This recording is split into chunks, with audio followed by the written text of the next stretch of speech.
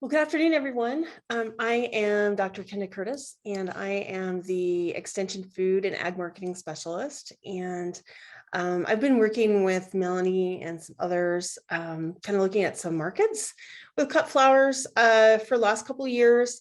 I'm by no means an expert at cut flower marketing, nor cut flowers and so. But today, I wanted to talk to you about the results of a survey of florists that we did along with the Utah Cut Flower Association last fall. And basically, we surveyed florists in Utah and surrounding communities, so say within 20 to 30 miles of the borders of Utah, so in places like Preston, in Idaho, and just outside of St. George in Nevada, those types of places. And so again, it was the Cut Flower Association that put together this survey. And then of course, Melanie and I provided assistance, access to Qualtrics, questions, those types of things. And then the Qualtrics survey was distributed, so that's online through Qualtrics, was distributed to contacts of those in the Flower Association, as well as a directory of florists that we put together by using various websites and those types of things. So we had approximately 42 florists throughout Utah and surrounding communities fully complete the survey. There were actually close to about 80 who started it and provided some answers or provided some feedback. So today I'm going to go over florist respondent characteristics. So kind of, the general characteristics of the florists that responded to the survey, their local cut flower sourcing preferences, come to some of the hurdles that they see to sourcing local or the barriers that they're facing, and then finally some identified needs that they put down. So our group of florists that responded to the survey, they were relatively new in the floral business. Close to half of them had been in business 5 years or less. A lot of their customers, including weddings, of course, weddings are very popular in Utah, daily flowers or flowers that people were buying just for something that's going on within that day, funerals, corporate events. Their wedding income fell primarily between $1,000 and $5,000 per wedding. They basically said that 2021 went very well. Their sales had increased or recovered to 2019 levels, so after COVID, and they were extremely positive about what 2022 would hold, especially because a lot of the weddings and such that had been postponed were happening in late 2021 and early 2022. And a lot of their sourced primarily through wholesale, so they're buying their flowers through wholesalers. And these are the types of colors that they were most often buying. So that's just a basic overview. Again, if we look here, we can see that daily florals and weddings were by far the two most described clientele, and they also wrote in corporate a few times. That's what that other over there is. How many years have you operated your business? Again, you can see that close to 44% had been in business less than 5 years, another 25%, 6 to 10 years. Only about 10% had been involved in the floral business more than 20 years. So again, a new group of business owners. Again, you can see that the most common income from weddings was between $1,000 and $3,000, a little bit more between $3,000 and $5,000. So approximately 61% between $1,000 and $5,000 they were making on an individual wedding.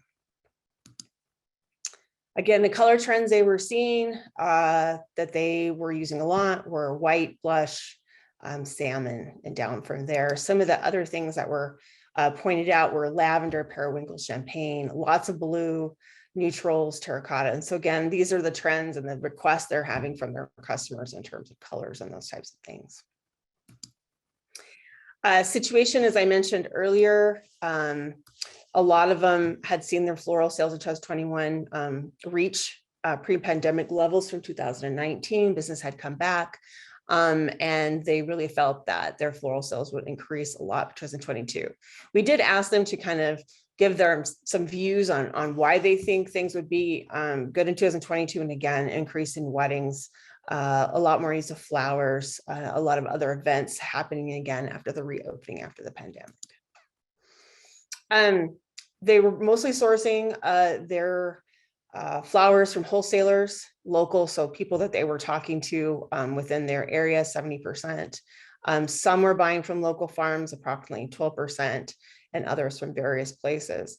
Some of them own their own farm. Some of them are using out-of-state wholesalers. Again, that other is some of the write-ins that we had, and others coming from South America. So when we asked them about their local sourcing preferences and those types of things, and how much they were sourcing locally, by sourcing locally, I mean within Utah, or say within 100 miles of their floral shop, this is kind of an overview of what they said. First, a lot of the local sourcing is happening, but it's happening in bunches, excuse the pun. So 50% of those that responded to the survey, okay, were sourcing 10% or less of their flowers from local growers. Another 40% were sourcing between 11 to 50% from local growers. So as you can see, almost 90% were doing some amount of sourcing from local growers. They were primarily sourcing from 2 to 4 growers, so not a lot, 2 to 4 at a time. And there was a lot of interest in sourcing, and when they said they wanted to support the local economy, they thought there were unique selections, that the vase life was improved. And also, interestingly, we found that they were willing to pay up to 20% more for local flowers. So I'll just give you some overview things here. As you can see, they were sourcing about 10% or less, the majority, so about 40%, and then 26 to 50% were sourcing about 25%. If you source flowers, from how many growers did you source from? And again, mostly 2 or less. So the majority just working with a couple of local growers. What percentage of your flowers would you like to source locally? And I think this, in contrast to what's happening already and what they would like to do, is an important result. As you can see, approximately about 80, close to 80% would like to source more than 26% of their flowers. And in fact, 21% said they'd like to source more than 75% of their flowers. And so there's obviously a lot of enthusiasm for purchasing more of their flowers from local growers or locally. And the benefits of sourcing locally, again, quality or vase life, promotional aspects, supporting the economy, sustainability, those types of things, unique selection, were the primary reasons that were chosen. Okay. Again, here, as far as pricing goes, we did have 35% of the survey respondents say that they would not pay any more for local growers than they're paying through their current methods. But we did see a significant amount of them which would pay more. And so from, say, 1 to 5%, 33%, and from, say, 6 to 10%, 23%. So in other words, the chances of increasing pricing from anywhere from 5 to, say, 15% were quite high, as the florists had, as you saw, identified a value to them from buying locally. And it's definitely, they're seeing that the availability of local flowers and how the industry has grown over the past years has benefited their business, with probably close to 82 to 85% saying that they did feel that there was a benefit to the local industry. Okay, so hurdles to local sourcing. And again, the industry is growing here in Utah. There's a lot more growers than there used to be. There's an association. And as you can see, a large percentage of respondents were getting some flowers locally, but again, they're facing hurdles. A lot of it's information and those types of things. But just an overview, they noted lack of inventory or supply, which is basically a quantity issue. They also noted a lack of the varieties needed, so the types of flowers and varieties.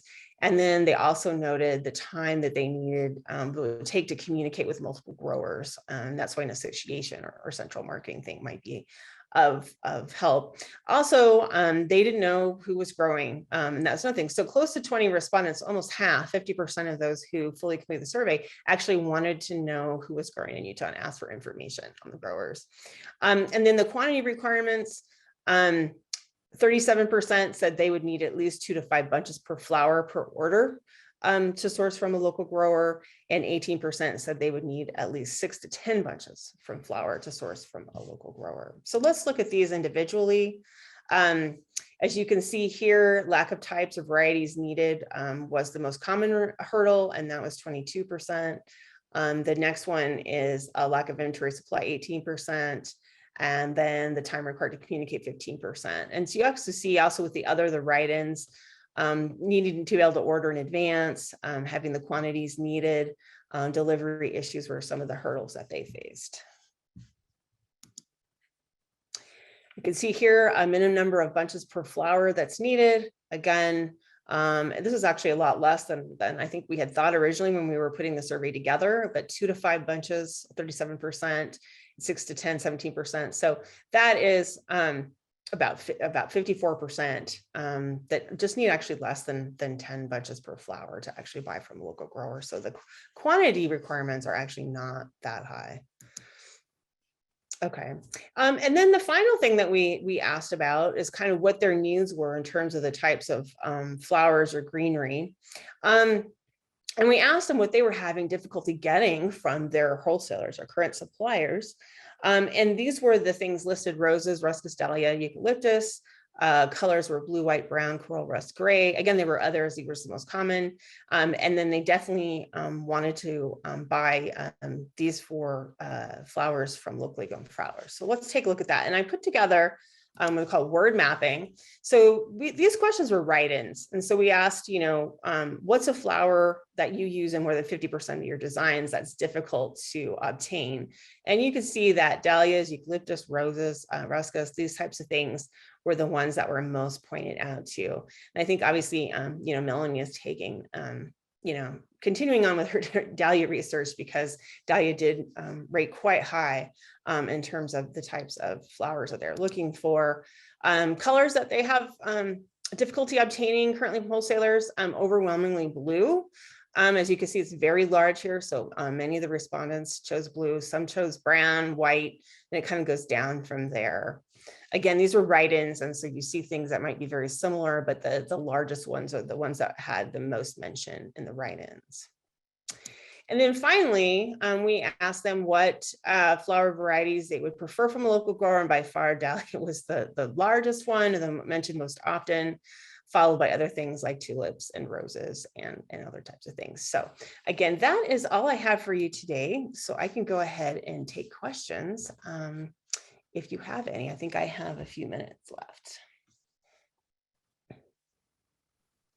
Okay, would you like me to read the questions? Sure, that would be great, Melanie. Thank you. Thanks, and I love those word clouds. That really helps pull all those comments together.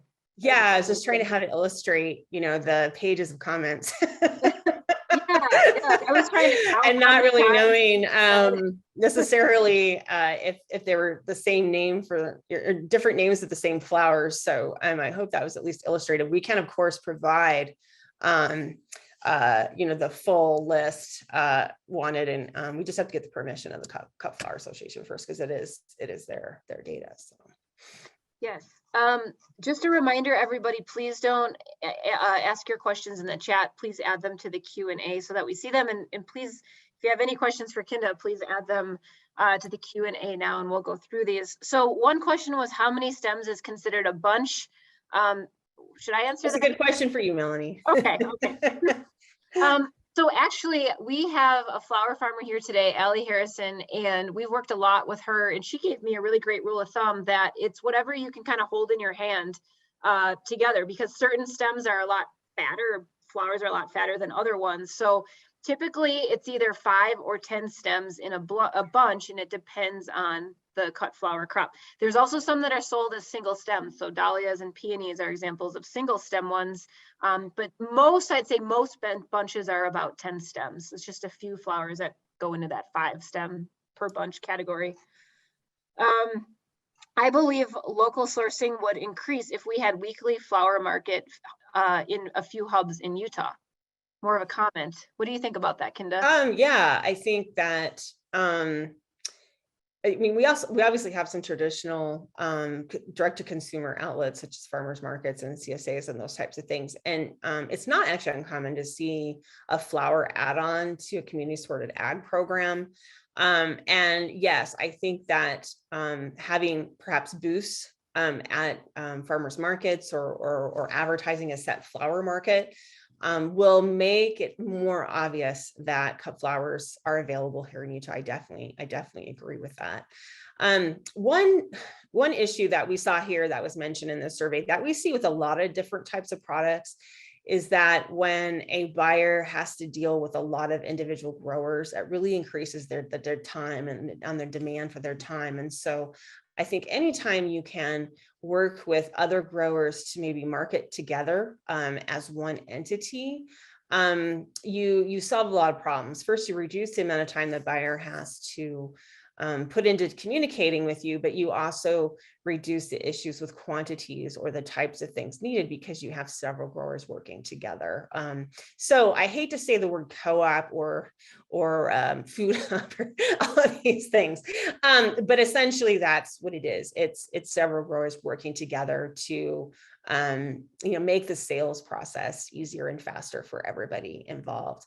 And that's another reason why a group of farmers comes together to say do a CSA, is that they are, putting in managing, kind of the risk and servicing a set number of buyers. And so if someone has a disease issue in their tomatoes, for example, another farmer will not necessarily, and so can substitute their tomatoes. Or if there's a weather event that only affects part of the farms and not all of the farms, they can continue to provide the quantity and the quality that the customers are looking for. So there's a lot of benefits to working together.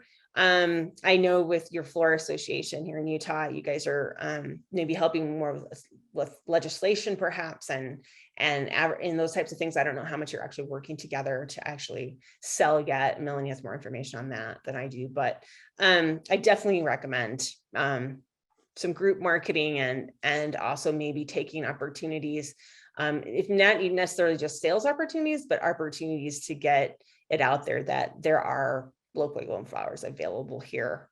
Because even though you want to approach a florist, that florist may also be at someplace else at a different time, like a farmer's market, or at a local event or an outdoor concert or something like that. So. Yeah, those are great points to highlight, Kinda. And some of the things we've seen with local farms, and just keeping in mind that cut flower farms, and Ruby's going to talk a bit about this in the next presentation, but it's relatively small farm sizes. And I think all of us have this tendency where we want to grow all the things, Right. Especially this time of year when we're looking at seed catalogs and it's cold out. But trying to specialize in certain cut flower crops to get that bulk amount up can be a great way, and it can be a really great way for farms to work together, to not be all growing a little bit of everything. And I mean, even if you just want to maybe communicate with some of the other growers, if there are in your area, I'm a firm believer in grow what you like, what you have fun with. And also, I'm not a huge believer in monocropping, but that's a personal take of mine. But I agree, Melanie, I think strategizing a little bit, maybe specializing in a few things and not trying to just grow everything is probably an excellent idea. And if you're working with florists or other buyers already that, you don't want to grow dahlias, but your customer wants them, finding another grower that can supply those for you if you don't want to do that is a great idea.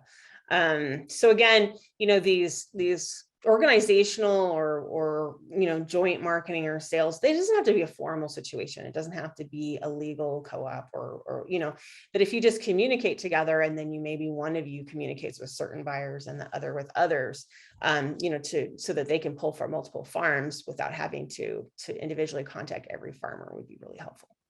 It doesn't have to be a legal formal group, but just communication between farmers would probably be a big improvement, especially those of you who grow in a particular area together. That would make a lot of sense. So yeah, oh gosh, I feel like I just want to keep talking about all of these different things with co-ops and central hubs, but we're getting a bunch of awesome questions and comments here. One is about the survey. How reflective is the survey? Is it limited to what the UCFFA has access to, or does it cover a broader market? And Kinda, your team was responsible for. Yeah, no, we put together a quite a comprehensive list. But again, there's not that many florists. And so I don't remember how many were on the list. I want to say close to 70. So I'm pretty happy with the amount of responses that we got. Again, there were only 42 totally complete, but there were many others that responded to some of the questions, and we don't just throw those out, but we also don't want to report on them on the whole. And so if the Cut Flower Association or Melanie or I want to look at the response to a certain particular question, a certain group of questions, we'll look at all of them, not just the 42 who completed the entire survey. So. There's a question. I'm curious, what is the easiest way for florists to find growers? And maybe you could comment on what you've seen for other crops that have been around a bit longer. Also, what system would make it easier for a new grower to show what they have growing and make it easier for florists? Oh, well, let me answer the second question first, because I think that's a lot easier. So, all small farms, no matter what you're growing, we have something now that we didn't have 10, 15 years ago. It's called social media. Everybody needs a website and a social media presence these days, especially if you're small and don't want to put a lot of effort and advertising into your a lot of effort and time into your advertising campaigns. So I would highly suggest when you decide to start growing and you have an idea of when you're going to start having output, is to start getting those things in place. Melanie has actually done fact sheets and done other things on social media. I have a lot of information and have done blogs and have fact sheets on using social media to promote your products.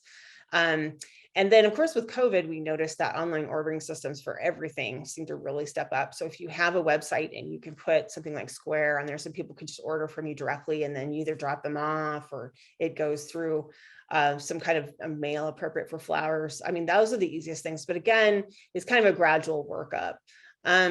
For those of you who are close to a farmer's market and want to start building your business there, that would be my initial suggestion, is to have a booth at the rate that it makes sense to you. If you have flowers available every week, do it every week. If you don't, every 2 weeks. Many farmers markets have a lot of flexibility in terms of booth rate, and you can start growing an email list from there, and then you can start sending that email list, an email order. You can start really simple. You don't just have to have a perfectly good website or have a huge social media presence right away. You can start growing those contacts through other means as well.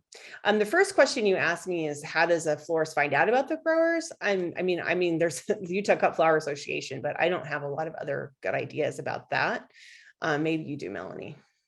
Yeah, the Cut Flower Association is great because for the certified growers, we actually highlight them on the website so you can find them by map and location.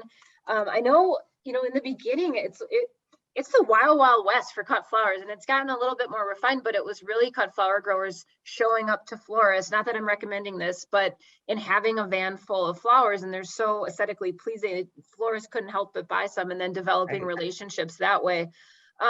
I'll say, so all of our USU trials, we actually sell the majority of our flowers because that helps us come up with and report to all of you the market preferences and pricing. And then we're able to work with Dr. Curtis and Ward on economic or enterprise budgets to figure out that bottom line.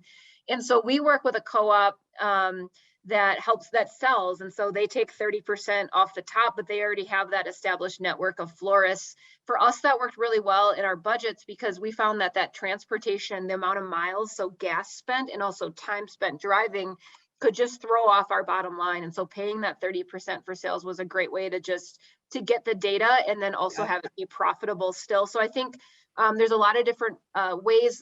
There's been a few comments in both the Q&A and the chat about the Utah Premier Flower Collective, which it looks like it's based out of the Ogden area. So it's for growers in northern Utah. Maybe we'll have you give a talk next year to tell us more about this. But it sounds like there's a lot of collectives kind of springing up across the Wasatch Front in particular, and that can be a great way to get in touch with florists. Also, an answer to the opposite question was, how can a grower contact florists? I mean, obviously we did, I've this list that's in Yeah. Excel. I'm more than happy to share it. So you can reach out to me. My email address is kynda.curtis, curtis @usu.edu. Again, we just pulled this from directories. There's nothing sacred about it. I'm happy to forward it to you anytime.